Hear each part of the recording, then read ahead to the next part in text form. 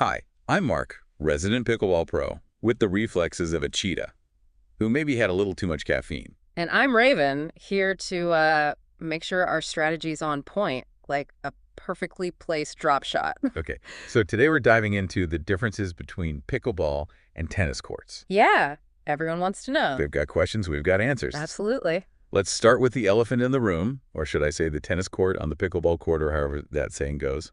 You're on a roll today. The size. Yeah. They're different sizes. Yeah, that's a pretty major difference. A tennis court is huge, 78 feet long. 36 feet wide for doubles. It's palatial. All that space for dramatic dives and those big swings. It's true. Pickleball courts, not so much. No, they're cozy. Yeah. 20 by 44. You're practically bumping elbows with your opponents. That does change the game, doesn't it? All that space in tennis versus the quick, strategic shots you need in pickleball. Yeah.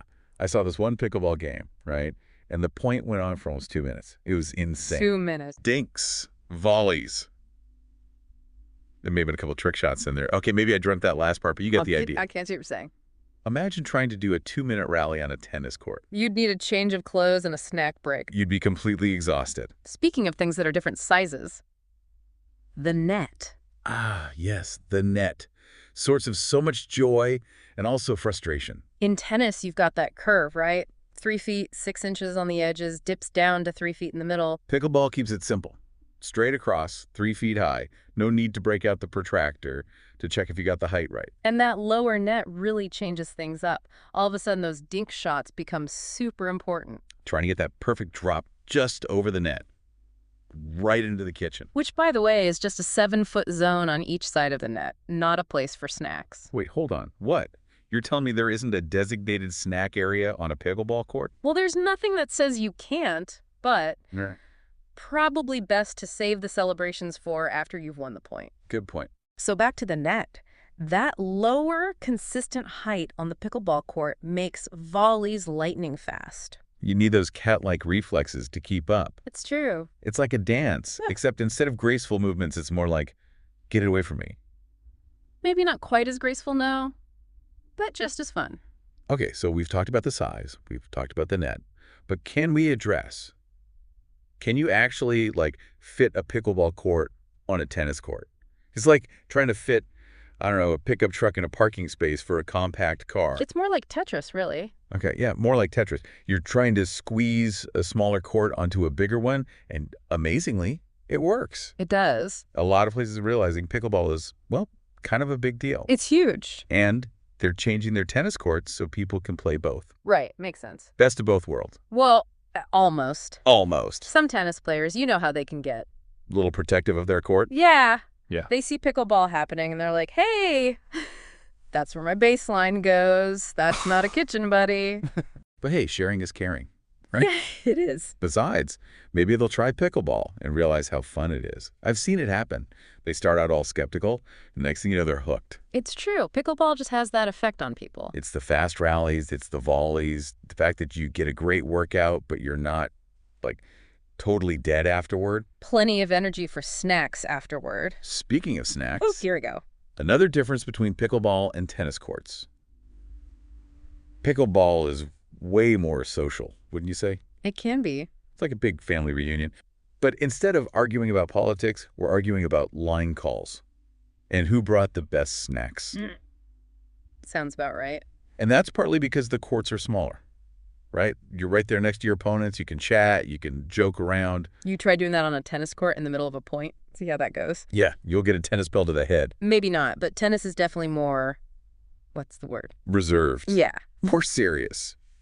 More focused on just you against your opponent. Doesn't mean tennis players don't know how to have a good time, though. Oh, they definitely do. They've got their own thing going on. It's all part of the fun. Okay, but we need to talk about the actual playing surfaces. Ah, yes. Crucial detail. We've covered the size of the courts, the height of the nets, but what about what's under our feet? What are we actually playing on here? Both pickleball and tennis courts, you can make them out of all kinds of stuff. Yeah, you've got your asphalt, your clay, Concrete. even those fancy synthetic surfaces you see at some places. And all those different surfaces, they make the ball bounce differently. That obviously changes how you play the game. Big time. Hard court. Think fast.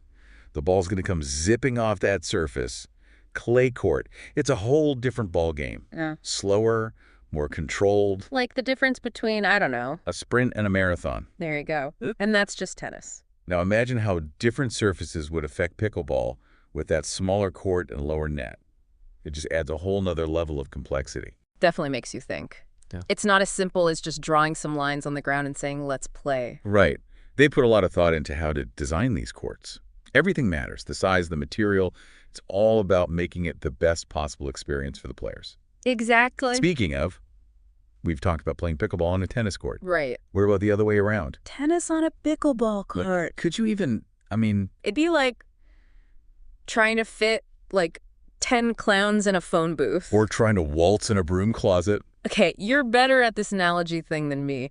Point is, it wouldn't work. Not even a little bit. You'd be tripping over each other, and those huge serves in tennis, forget it. Yeah, not happening. Safe to say pickleball is best on, well, a pickleball court. And tennis on a tennis court. Each to their own. Although I do love the idea of bending the rules a little.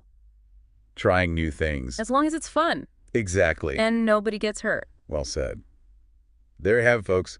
We've talked about size, the net, even the great court swap debate of 2024. Who knew there was so much to say about pickleball and tennis courts? Right. But it's fascinating, all those little differences between the courts. Yeah, They really do change how you play. they really do. So if you're out there wondering which sport to try, whether you're a seasoned pro or a complete newbie, Or just looking for an excuse to eat snacks. find yourself a court and get playing. You won't regret it. And remember, strategy is key. And maybe a little bit of caffeine for those reflexes. See you next time.